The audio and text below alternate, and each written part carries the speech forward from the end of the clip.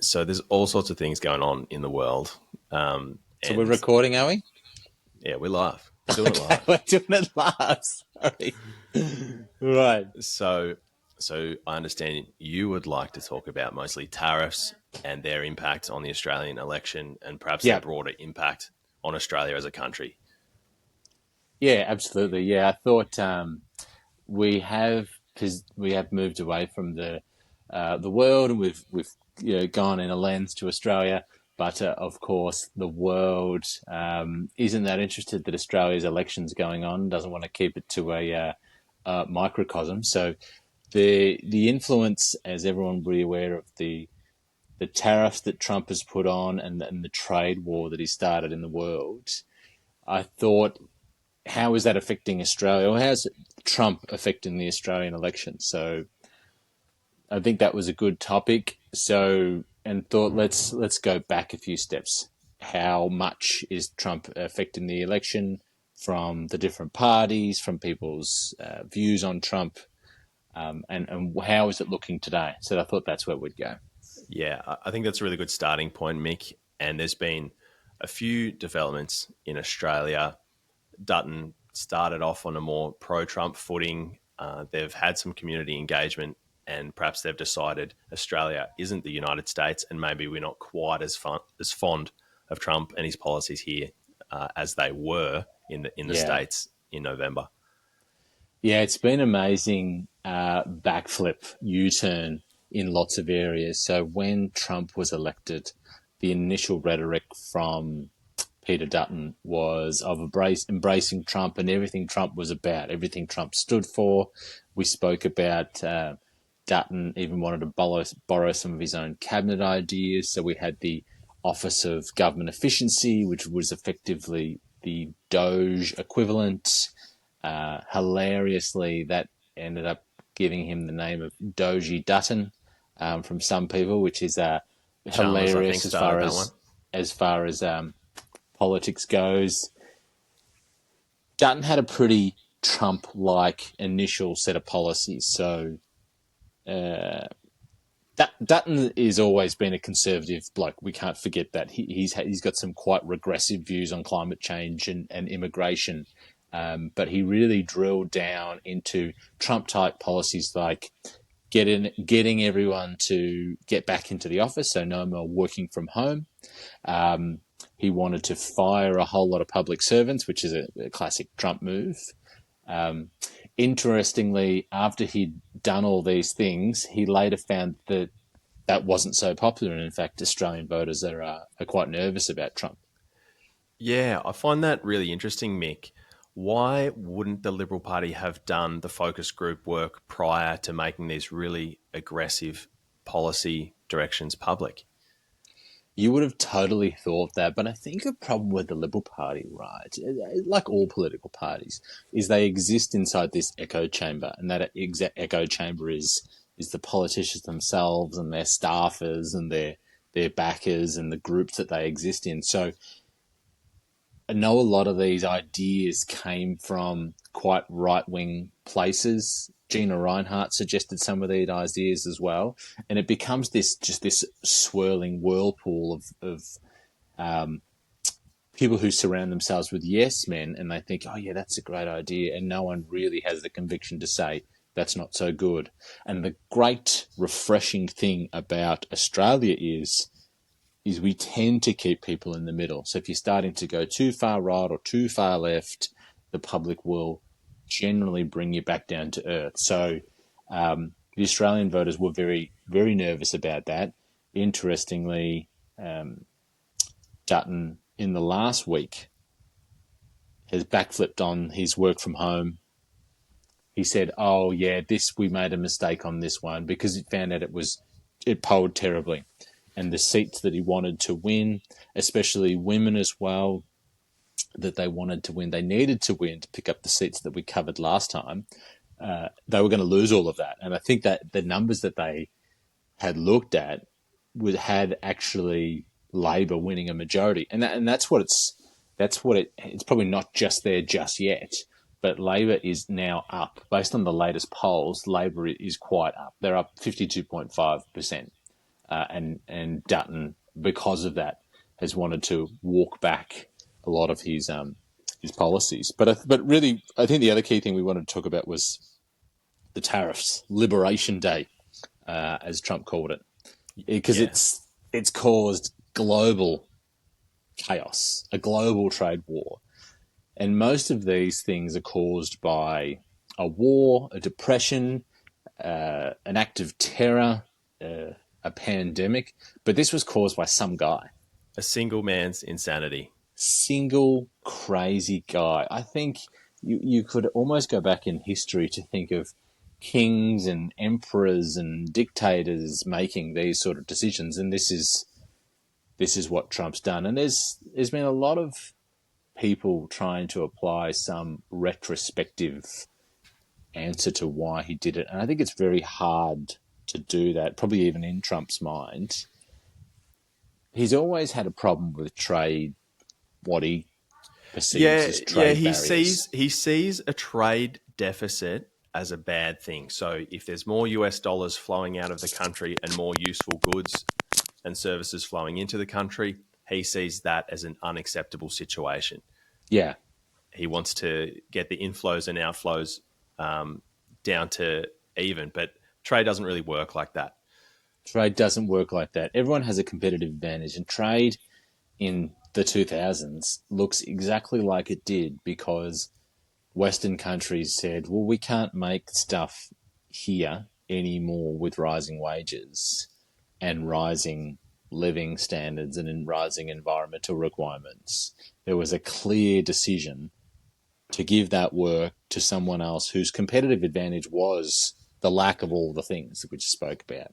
The wages were lower.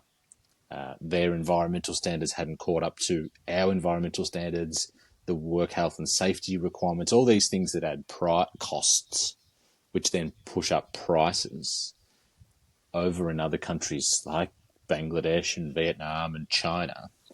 They hadn't got up to that point. Now, interestingly, China, from what I'm told, is the wages are not as low as they used to be, but still China. But because China's gone through other areas of efficiencies, their supply chains are able to pump out things like iPhones and cars and electric goods that just can't that it Oh, just it's no doesn't work like secret that in the that West. they've got an economy of scale. They've been doing this a long time. They're the best manufacturers on planet Earth. There's no getting around this. By scales of hundreds. We've looked at it compared to other. So if you took at the manufacturing base of say a Western country and over to China, they are hundreds of times bigger. Yeah, absolutely. And it's taken them decades to get to this point where they have all this infrastructure and capacity, and that infrastructure and capacity can't be created in the United States overnight. No, it can't be created overnight. But that has upset Trump. So Trump has just looked, what it says on the label, trade deficit, and he hasn't liked that. And in a lot of these places, it's not even a trade deficit. It's one of the interviews I saw with him. He says, well, we can't sell these products into other markets. But what he wasn't saying is because America's standards that they've accepted on food standards and automotive standards are so low because the lobbyists have pushed them down so low, but when they try to sell them into other markets like Australia or like Europe, they say, hang on, your cars don't meet our efficiency standards. In Australia, your food doesn't meet our biosecurity standards. So it's not even a tariff. It's just a safeguard that countries have on their own population that they don't have in America, which again unpacks a level of inequality and inequity that's beneath those numbers on the packet of all these things they Yeah, call it's not so tariffs. simple, is it? No, There are other reasons to create barriers for trade, but Trump doesn't see it like that. It's black and white, and he just sees any barrier to trade as a personal affront. that's it. And we have all sorts of anti-dumping legislation to stop people taking substandard goods and just dumping them somewhere in another country. But Trump sees that as bad. They can't do it. One of the things he doesn't like Australia for is because Australia has the pharmaceuticals benefit scheme where we say we value the health of our citizens, so therefore we're not going to charge them too much for pharmaceuticals. Whereas over in the States, as we know, you pay hundreds of thousands of dollars for your Medicare. Well, you have to pay for it yourself, but you can pay hundreds of dollars for basic things like Ventolin, basic tests, things that we would get much more cheaply. and on a set price as well. So one of the things he was pissed off about us is saying the pharma companies can't charge a huge amount for their products in Australia because we say, no, we cap it at that point. And that was another reason that upset him. So all of that, he looked around the whole world and said, we can't sell our stuff cheaply, so our guys and our friends can't make profit. So he said, everyone in the world gets a 10% baseline. That's where we started, baseline tariffs on Liberation Day. So 10% on all goods imported into the US. And that was after the 5th of April. So exactly a week ago.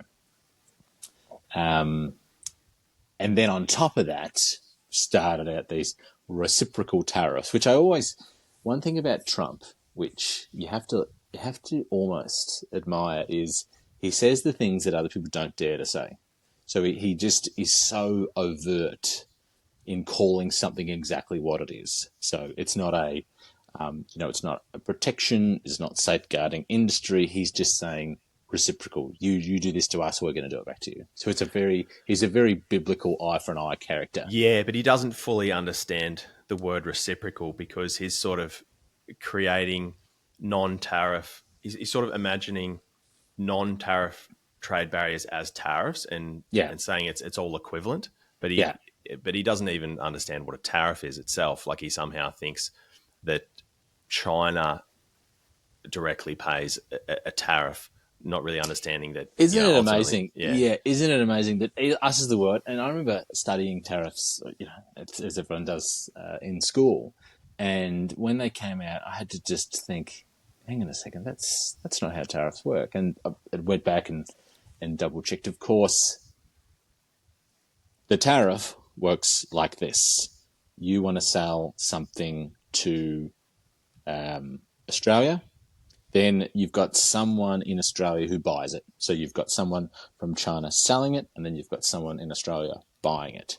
We're assuming that this is equivalent, but we'd be talking about the US and China. So we'll talk about the US and China. So someone in China wants to sell something to the US. In the US, you have a customer. The goods goes from China into the US, but it's the customer that pays the tariff. Indirectly. So the importer pays the duty, whatever it is, and they most likely have to raise their prices to recoup that. That's it. Well, they have to raise their prices. Otherwise, they're just going to have to wear those costs. So then the person in the supply chain, then their prices go up, and of course they need to pass that on. So it's the consumer that pays. Yeah, and of course, one of the impacts of tariffs and one of the intended impacts of tariffs is that it makes tariffed goods less desirable. So people just purchase less of them. That's it. And that's the long term. As we all know, this economics is problematic because it uses these crude rules to say, okay, if I use that lever, if I do that, then people will just act rationally, and then it'll make some changes. I'll pull that lever and then I'll get this outcome. But you can't just do that because certain things are made somewhere else because they've built up that industry, they've built efficiency, they've got good standards, they've got a good product. And so to say, all right, I can't just say, it's that false equivalency. I can't say, all right, that's expensive, I can buy it somewhere else. But you can't always buy somewhere else. It comes from a specialist country. But also to say, well, let's boost up local manufacturing, and that's sure that's a good thing to focus on. But once you've lost that local manufacturing, it doesn't come back on overnight. Yeah, that's it, Mick. I think if you want to use tariffs as a tool to try and guide the US economy towards more manufacturing capacity, you should at least do it incrementally and word up the market, allow the economy to sort of organize in the direction that you want to go. But to look at some numbers, maybe talk about some numbers, I was looking at some modeling before to see how Trump's tariffs would impact each economy, the US, Australia, and China. This is on sbs.com.au. If you search for how Australia could benefit from a US-China trade war, if we look at some modelling, they've got the three countries looking at GDP and employment, a few other metrics. In the condition before there was the 90-day pause and also post Yeah. 90-day pause, the US is far worse off than Australia or China in this particular modelling. And I don't know everything that is all the data that feeds into this modelling, but the US is far worse off than Australia. China's a little bit worse off in each scenario. But Albanese is correct when he says that these tariffs will hurt the US more than any other country. And also, right, so 15% of China's exports go to the USA. So if overnight you put tariffs on them 100% or more, such that they become not viable in that market, consumers in the States are going to miss out on those goods, on the benefit of those goods, but it will also wreak some havoc on the Chinese economy. They'll have to find another market for the goods, or they'll just sell less. Yeah. So there's some slight decline in GDP in this modelling that I'm looking at. But it's a terrible idea for the States.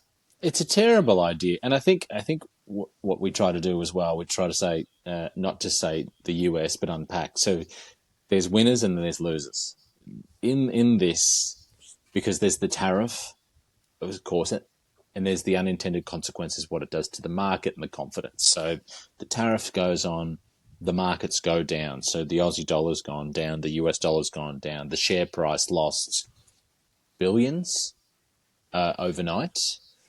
But then, of course, with the 90-day pause, it goes back up. So we have some people making big wins there. So stocks come down, they get to a low price, and they get bought. They get bought again at a low price and with a huge upside. So when we're saying who's winning, who's losing, there's a certain cohort of people that are winning, and it's your people that are rich enough to buy up large amounts of shares. But the losers are going to be the people that don't have, or the people that have money in, say, superannuation. And so, which we were all affected. I lost money in my super. Anyone who's just to say a mum and dad who has some savings is going to lose money. And then anyone who doesn't have any savings that is just a consumer is going to be a loser, because the prices will go up as well. So the only cohort that's winning here is some quite wealthy people. And crudely, Trump is being called out for market manipulation and insider trading, because there's been a few of his mates, including US Congress people, that know what's coming, and so they use that at the time to make themselves even richer. Yeah, that's a big one, Mick. I'm glad you called that one out. I saw a video the other day of a Democratic congressman talking about investigating that. So at this point we don't know exactly, but hopefully, if any insider trading has occurred, it comes to light and some sort of justice prevails. But there's definitely the opportunity for it, right? Knowing what we know about Trump, it probably wouldn't be a surprise. Yeah, that's right. I mean, he's very overt in he's friends with oligarchs, he's friends with business people, he keeps them around. So it's not outside the realms of possibility. But let's get back to Australia. So yeah, the Australian dollar plummeted. It's now at one of its lowest points that it's been in, I don't know since when, but it's quite low. People lost money in super. It's made Australia even more hesitant of the US as a stable partner, and I think what that's meant for the Australian election is that it looks like that people are even more concerned about Dutton at the moment, because anything that looks like Trump, Dutton spent a lot of time at the start of his campaign having Trump-like policies, commending Trump, saying he's a great statesperson. Yeah, it's hard to pivot on 3 weeks' notice now for Dutton. It is very showing hard. in the polls. But he is working as hard as he can, coming out, backflipping on policy, saying, we're sorry, we got it wrong. But people aren't silly. People aren't silly. He spent enough time painting himself as the hard man, as we've spoken about before, and now trying to pivot and say, oh, geez, I'm going to cut some bad policies. What can I do to get this back up? Interestingly, when the tariffs first started to get on, he was attacking Albanese for saying, you should have gone harder for this. I would have been able to sort this out with Trump, as if painting himself some sort of Trump whisperer. But the thing is, Trump, as even Trump would say, no one knows what motivates that guy. Yeah. So to say that you're the Trump whisperer is just,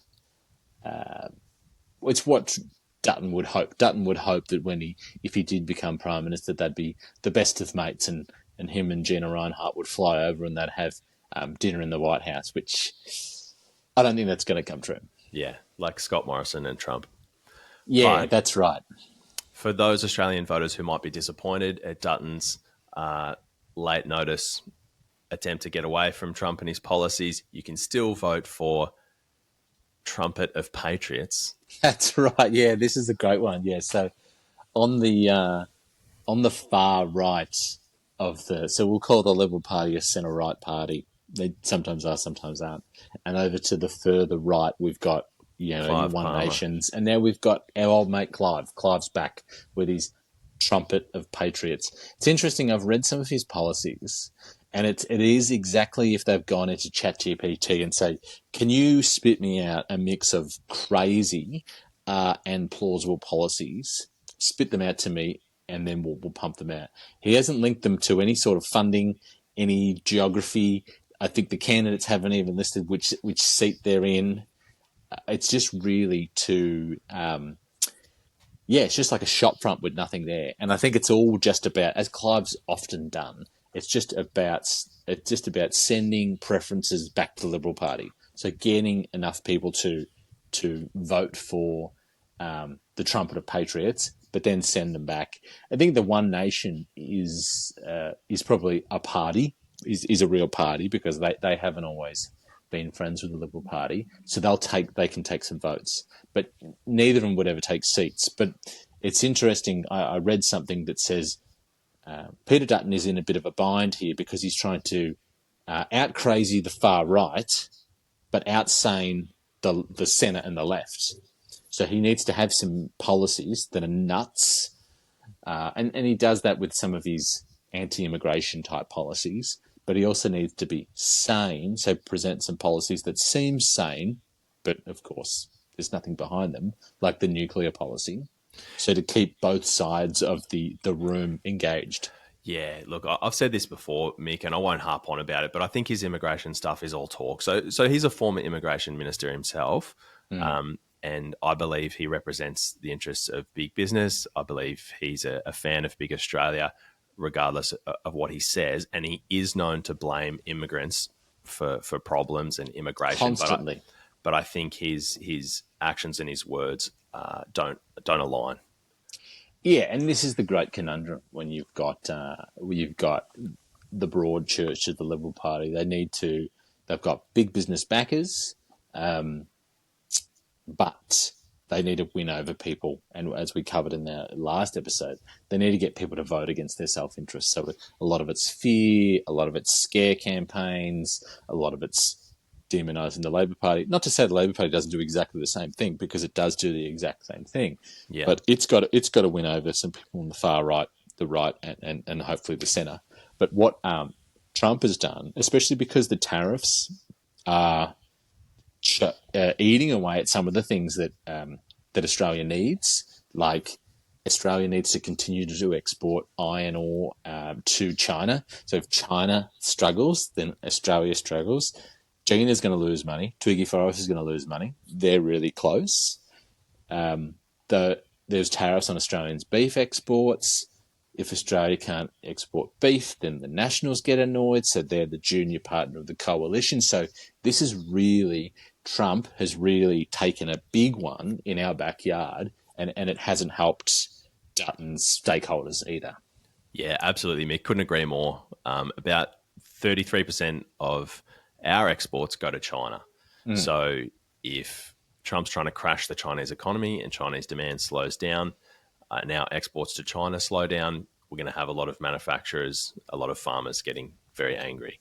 Yeah, and they're his people. You know, the Minerals Council, the big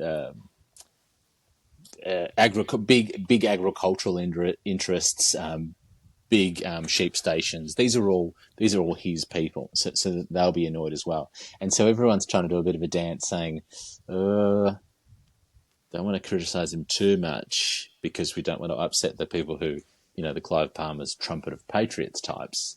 But he's not good for Australia. So it looks like, and could be wrong, but the election, which is going to be on May the 3rd, which I think it was announced between our last episode and today, May the 3rd, at the moment, it's looking like the public downshift in Trumpism has really hurt Dutton, and based on the latest polls, they wouldn't win the seats they would need to, and there wouldn't be a change of government. But anything could happen in 3 weeks. Yeah. Well said, Mick. I reckon that was a pretty good recap of the current chaos. Did you have any final talking point you wanted to go over? Just a few things. I think Albanese has been playing it, I think, pretty well with his policies. He's been able to criticise Trump, saying that the tariffs are completely unwarranted. There was talk about using the WTO, the World Trade Organization, who is, again, a toothless tiger that's supposed to police world trade. I think that works in Labor's favour because they've always been trying to say, amongst Trump's chaos, we're going to use the structure, the global structure that exists, the things we've spoken about in the past that Trump's trying to dismantle, things like the EU, things like NATO. Labor is saying, well, we'll use the WTO, and we think that the tariffs are completely unwarranted. He's also said he's not going to get into this reciprocation and start a trade war.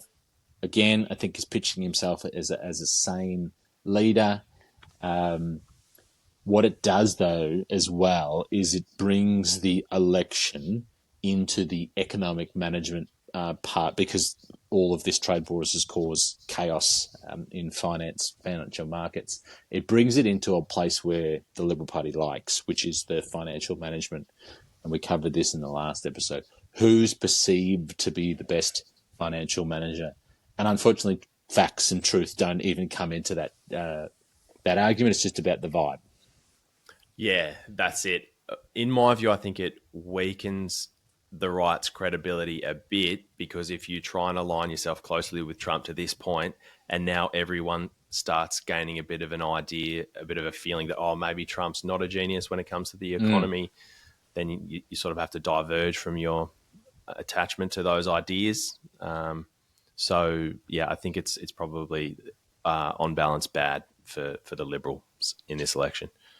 I think it is, yeah. I think it's on balance bad. And you just said then, trying to, attach yourself to Trump, you've got to feel for the people around him. There was a clip of his press secretary who, when asked, this is looking really terrible, he's going to pause tariffs. And she said, there's no plan to pause tariffs. Within hours, he's put a pause on tariffs. So nobody knows what's going on in that circus show of his brain beyond himself, which is just, it's very difficult to run any sort of country where the major policy changes are announced on social media, and not a normal sort of social media, the type of social media that is only the truth social. The only people on there are fundamentalists and journalists who want to try and find out what Trump's got to say.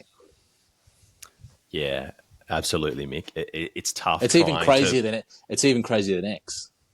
Yeah, it's tough to try and put a bit of polish on something that is not polished. Exactly. Yeah. We won't use crudities, but yeah. I was trying to put lipstick on a pig. That's the nice version of that saying. Yeah.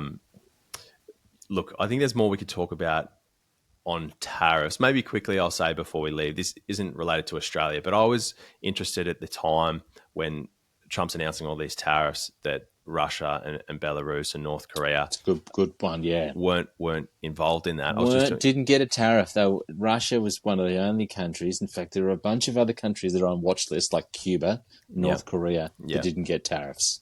And the White House line as for why Russia didn't cop the tariffs was because they're already sanctioned heavily. We don't do much trade with them. So Yeah, but so's China. So on further inspection, the US does about the same amount of trade, the same volume of trade with Kazakhstan as it does with Russia. Okay. Admittedly, since the start of the Ukraine war, the volume of US and Russia trade has decreased to 10% of what it was. Mm-hmm. But they still do a similar volume of trade as to what they do with Kazakhstan, and Kazakhstan copped like 37% tariffs. So that defense falls over. So then you have to start thinking, well, it looks just like a political signal to Putin and maybe some other rogue nations that, hey, we're your mates. Everyone else is the bad guy. We do what we like around here.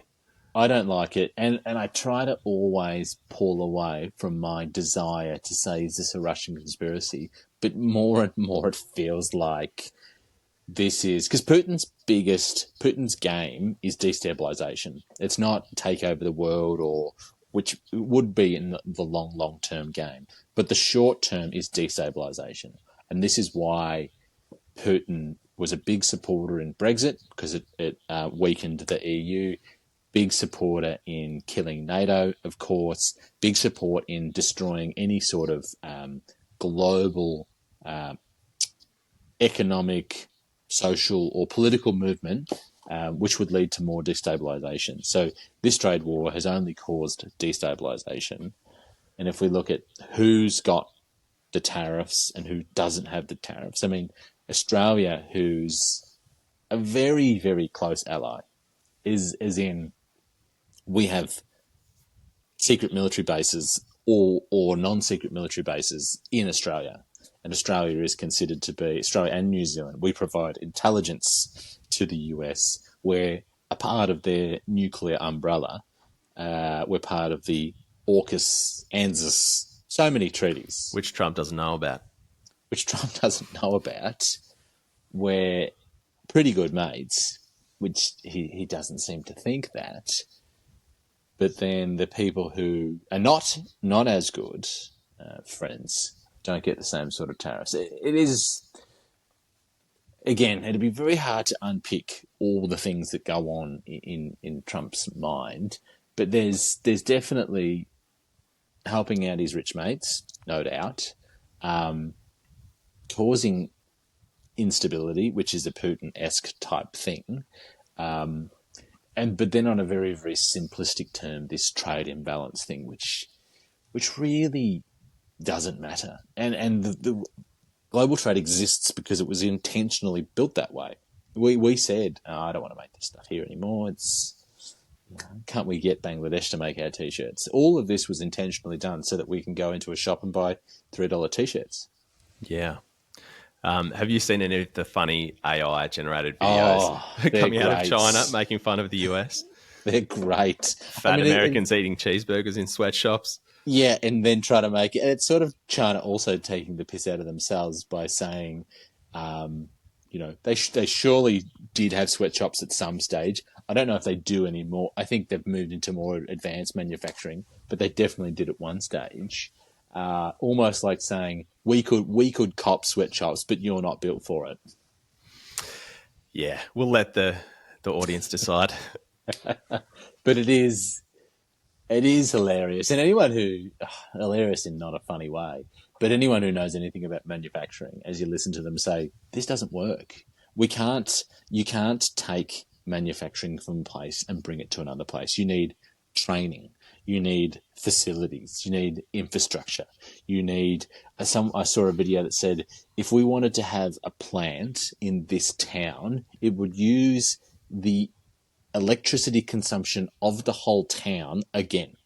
So you would need to double the electricity supply. You would need to build supply chains that don't exist, trucking fleets, power, water, all of these things that take years and years to build. Also, America doesn't, their rail fleet. All of these things that you need to have in order to have, because it's not just having a manufacturing sector, it's a supply chain. It's building that supply chain. Too right, Mick. And this is for the Americans to figure out and decide whether they like that or not. To all our American friends, hi. I think there's a few listeners.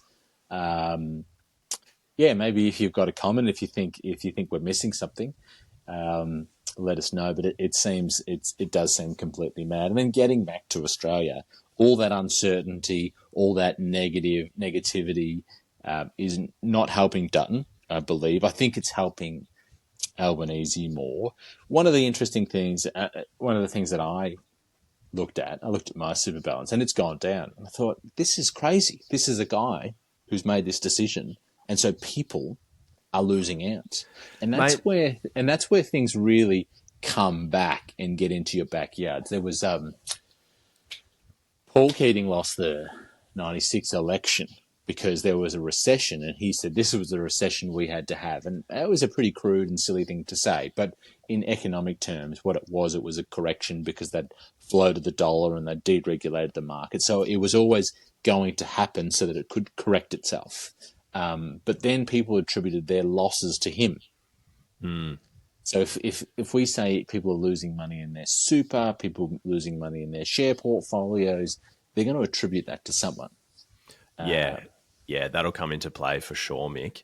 Yeah. What I wonder about, I mean, thank God there's some pause for 90 days and the tariffs are reduced for the most part, except with China. There's some relief. The market rebounded a bit. There's still a fair bit of volatility. It's still down from its highs.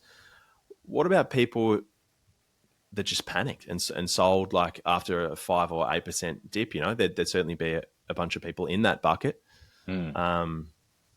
Anyway, it's the world we're presented with. We have to deal with it. Yeah, it is, and it's more about the winners and losers, and this agenda is all about the winners, and then what happens is the winners gobble up the losers, and what was already in an equitable world is more inequitable because the people that couldn't hold out, that had to cut their losses, the people that can hold out will just eat them up. Man. And so once the sun rises again on a new day, we go, oh, the world's wealth was owned by 5 people. Now it's owned by 4 people. That's not the world I want, Mick. No, it's not the world I want. I mean, it's a problem, I think that we're shielded from. And I think, again, this is what happens in the Australian example. We say, hang on a second.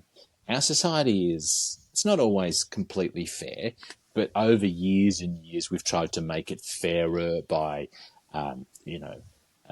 award wages and work health and safety legislation, environmental legislation, equal opportunity legislation. So we consider ourselves, right or wrong, to live in a fair society. It may be fairer than the States. I was reading an article this morning in Peter Dutton's electorate where a bunch of rough sleepers had camped in a park, a bit of bushland, and they're getting forcibly evicted by the council. They got nowhere else to go. That's right. So it's not fair everywhere. Yeah, we've still got issues, and obviously housing ever present. Big time, but we would look at the States and say, well, we're fairer than that, and we don't want to head that way. I would say that. You would say that. Yeah. And Clive Palmer would say, no, that's good. Otherwise. And so if Dutton was saying, I'm the closest to Trump you're going to get, the Doji Dutton or Timu Trump has now come back to bite him. So if I put my crystal ball on the future, I think that's where the election will end up, not in Dutton's favour. But we've got 3 weeks to go. Anything could happen. Yeah, I'd say we'll probably chat at least once more before then. Yeah. And we'll take it as it comes. Thanks for the chat. Awesome. Signing off. Good on you, Mick. Thanks, guys. See ya.